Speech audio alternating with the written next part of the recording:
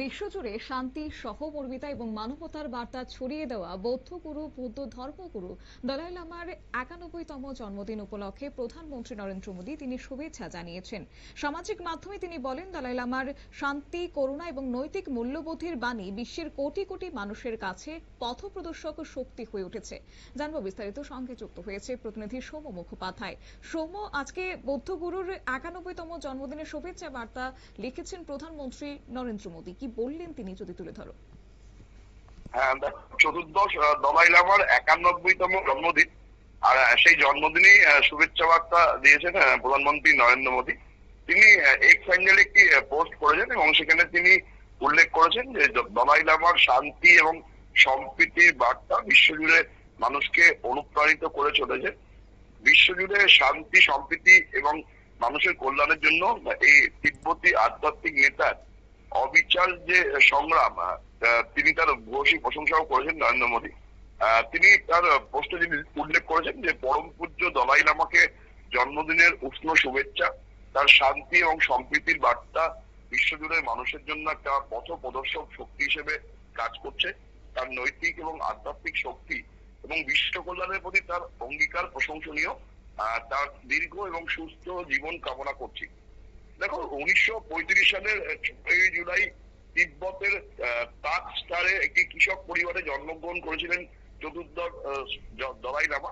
তার আসল নাম ছিল বৌদ্ধ ধর্ম গ্রহণের আগে লামো তন্ডু, এবং 2 বছর বয়সে তাকে ত্রয়োদশ দলাই লামার পুনর্জন্ম হিসেবে স্বীকৃতি দেওয়া হয়। এবং 1939 সালে তিনি তিব্বতের লাসায় তাকে নিয়ে আসা হয়েছিল এবং সেখানে তিনি ছিলেন 7 বছর বাদে 1940 সালের 22শে ফেব্রুয়ারি তাকে আনুষ্ঠানিকভাবে তিব্বত দেশের প্রধান হিসেবে প্রতিষ্ঠিত করা হয় এবং পরে তার নামকরণ হয় তেনজিং গিয়াৎসো, এবং তাকেই চতুর্দশ দলাই লামা হিসেবে গোটা বিশ্বজুড়ে বৌদ্ধ ধর্ম যারা অবলম্বন আছেন তারা তাকে চতুর্দশ দলাই লামা হিসেবে স্বীকৃতি দেন। কিন্তু 1950 সালে 17 নভেম্বর তিনি নরবুলিঙ্কা প্রাসাদে তিব্বতের পূর্ণ জাগতিক নেতৃত্ব গ্রহণ করেন এবং 1949 সালে তিব্বতের যে জাতীয় অভ্যুত্থান দমনের পর যখন চীন সেখানে দমন পীড়ন চালিয়েছিল, তখন তিনি প্রায় 80,000-এরও বেশি তিব্বতীয় নাগরিকের সাথে ভারতে পালিয়ে আসেন এবং তারপরে তিনি হিমাচল প্রদেশের ধর্মশালা বলে যে জায়গা, সেখানেই তিনি রয়েছেন এবং সেখানে যে বৌদ্ধ মঠ রয়েছে সেখানে তিনি থাকেন। সেখান থেকেই মূলত গোটা বিশ্বের বৌদ্ধ ধর্ম বর্তমানে পরিচালিত হয়।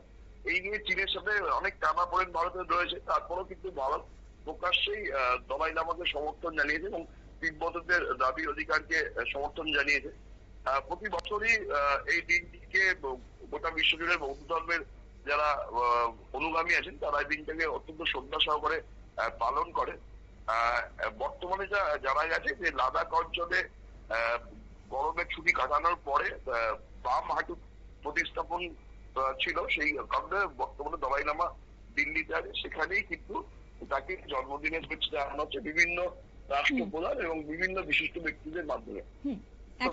একেবারে তাই, ধন্যবাদ। অর্থাৎ বিশ্বজুড়ে সংঘাত এবং অস্থিরতার সময়ে দলাই লামার অহিংসা ও সংলাপের বার্তা আরো বেশি প্রাসঙ্গিক বলে উল্লেখ করেছেন প্রধানমন্ত্রী। এবং তার পাশাপাশি তিব্বতী বৌদ্ধ ধর্মের সর্বোচ্চ আধ্যাত্মিক নেতা দলাই লামার দীর্ঘদিন ধরে বিশ্ব শান্তি, মানবিক মূল্যবোধ এবং ধর্মীয় সম্প্রীতির পক্ষে সোচ্চার। তাঁর জন্মদিন উপলক্ষে ভারত সহ বিশ্বের বিভিন্ন দেশের নেতা, বৌদ্ধ ভিক্ষু এবং অনুরাগীরা শুভেচ্ছা এবং শ্রদ্ধা জানিয়েছেন। নিয়ে নিচ্ছে ছোট্ট একটি বিজ্ঞাপন, বিরতির সঙ্গে থাকুন।